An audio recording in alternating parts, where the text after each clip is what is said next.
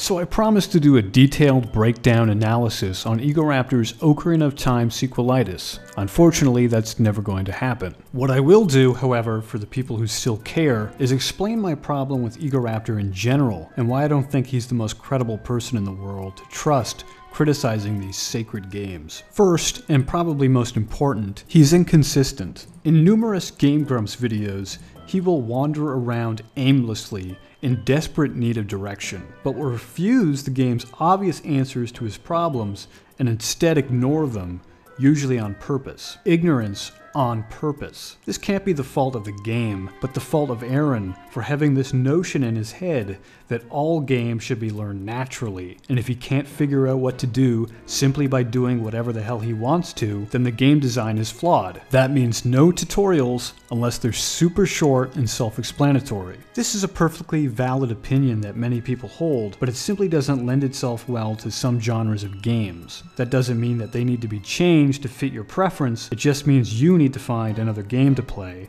because the complexities in the game require, at the very least, a base level of reading comprehension. In the NES and SNES era, you could skip all the tutorials and cutscenes because there were so few buttons, and usually they did all the same thing. A for jump, B to attack, control pad to move, and you're good to go. This is still true for a lot of games, but now with so much more technology and so much more gameplay variations, you can't just have that be the only thing and that's it. Sometimes you do need some explanation, such as in Skyward Sword, even though some people are faster learners than others and may not even need it. And yes, I will admit that Skyward Sword could have cut down on the amount of the tutorials, but I don't think it's as big of an issue as Aaron seems to.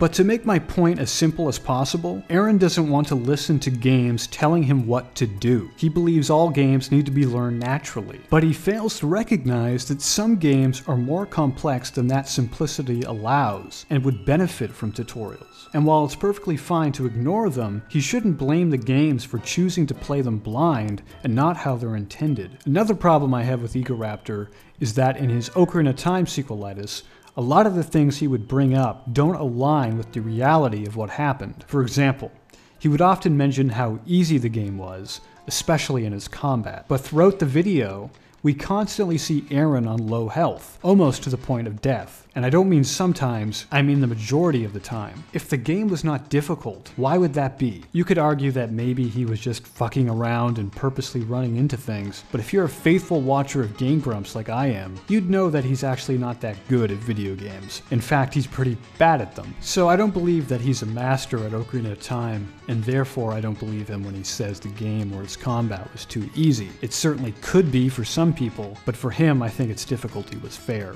Another perhaps nitpicky example would be his complaints of waiting in Ocarina of Time. In other videos, such as the Shovel Knight playthrough on Game Grumps, he praises the game for forcing you to wait, whereas in Ocarina of Time, an almost exact same scenario will occur, and he doesn't take kindly to it. Look, I love Ocarina of Time and disagree with pretty much every single thing he said in his sequelitis, but that's fine. I realize we all have opinions, and mine are no more important than his. The only thing I have a problem with are these inconsistencies and the fact I can't trust Aaron when he says something, and in another video he will do or say the exact opposite. Now, we know that he's making a sequelitis for Skyward Sword, as if he didn't pick on it enough in the original. But again, it's his opinion and he has a right to it. But I can already tell what his complaints will be, and it already feels like it's beating a dead horse. We know what he will say, how the tutorials are too long, how the motion controls were too imprecise, and how the same areas being recycled is a bad thing. Maybe he'll even have a rant for the lack of exploration,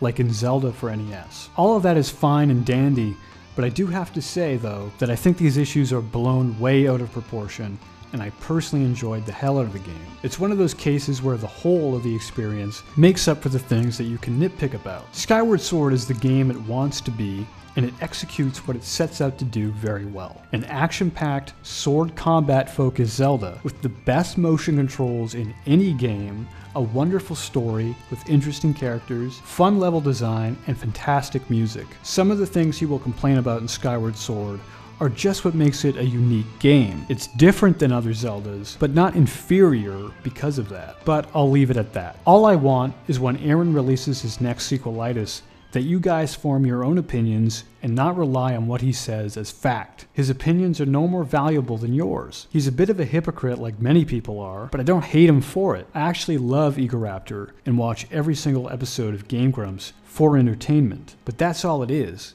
Entertainment. I don't see Egoraptor as a voice of reason because I don't think he has rock solid credibility, and his opinions seem to vary from video to video. So to end this, by all means watch and enjoy Egoraptor just like I do, but keep in mind that he's not the be-all end-all for game criticism. His opinions are just as flawed as yours and mine. He's just so damn good at making them funny and well-produced that you sometimes forget that.